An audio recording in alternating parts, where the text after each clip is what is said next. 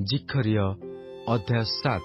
ପୁଣି ଦାରିଆବସ୍ ରାଜାର ଅଧିକାରର ଚତୁର୍ଥ ବର୍ଷରେ କିସ୍ଲେଭ୍ ନାମକ ନବମ ମାସର ଚତୁର୍ଥ ଦିନରେ ଜିଖରିୟଙ୍କ ନିକଟରେ ସଦାପ୍ରଭୁଙ୍କର ବାକ୍ୟ ଉପସ୍ଥିତ ହେଲା।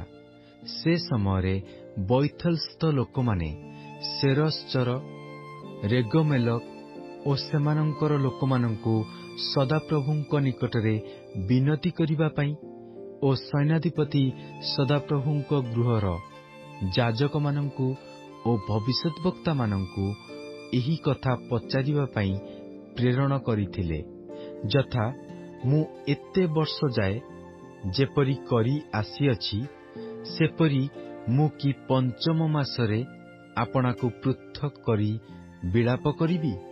ସେତେବେଳେ ସୈନ୍ୟାଧିପତି ସଦାପ୍ରଭୁଙ୍କର ଏହି ବାକ୍ୟ ମୋ ନିକଟରେ ଉପସ୍ଥିତ ହେଲା।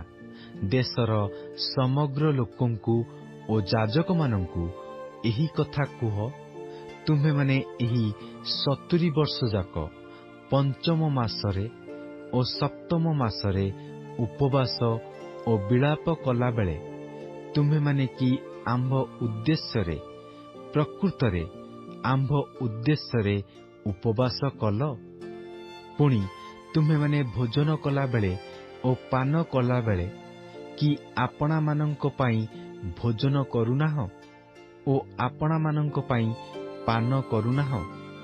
ଜିରୁସାଲମ ବସତି ବିଶିଷ୍ଟ ଓ ସୌଭାଗ୍ୟ ଅବସ୍ଥାରେ ଥିବାବେଳେ ପୁଣି ତହିଁର ଚତୁର୍ଦିଗସ୍ଥ ନଗର ସକଳ ଆଉ ଦକ୍ଷିଣ ଦେଶ ଓ ନିମ୍ନଭୂମି ବସତି ବିଶିଷ୍ଟ ଥିବାବେଳେ ସଦାପ୍ରଭୁ ପୂର୍ବକାଳର ଭବିଷ୍ୟଦ୍ବକ୍ତାଗଣଙ୍କ ଦ୍ୱାରା ଯେଉଁ ସକଳ ବାକ୍ୟ ପ୍ରଚାର କରାଇଅଛନ୍ତି, ତାହା କି ତୁମ୍ଭମାନଙ୍କର ଶୁଣିବାର ଉଚିତ ନୁହେଁ?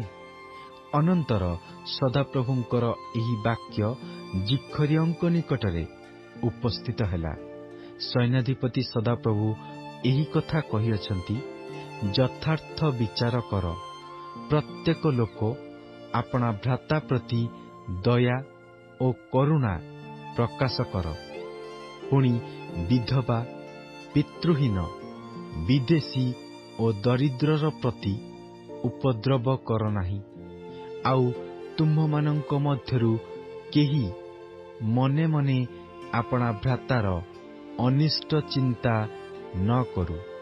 ମାତ୍ର ସେମାନେ ଶୁଣିବାକୁ ଅସମତ ହେଲେ ଓ ସ୍କନ୍ଧ ଘୁଞ୍ଚାଇ ନେଲେ ଓ ଯେପରି ଶୁଣି ନ ପାରିବେ, ଏଥିପାଇଁ ଆପଣା ଆପଣା କର୍ଣ୍ଣ ରୁଦ୍ଧ କଲେ।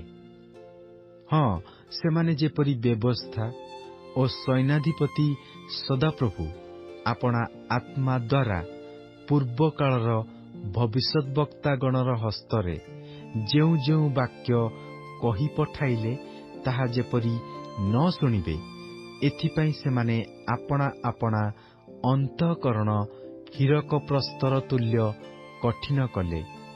ଏଥିସକାଶୁ ସୈନ୍ୟାଧିପତି ସଦାପ୍ରଭୁଙ୍କ ନିକଟରୁ ମହାକୋପ ଉପସ୍ଥିତ ହେଲା। ପୁଣି ସେ ଡାକିବା ବେଳେ ସେମାନେ ଯେପରି ଶୁଣିଲେ ନାହିଁ, ତଦନୁସାରେ ସେମାନେ ଡାକିବେ। ମାତ୍ର ସୈନ୍ୟାଧିପତି ସଦାପ୍ରଭୁ କହିଲେ, ଆମ୍ଭେ ଶୁଣିବା ନାହିଁ।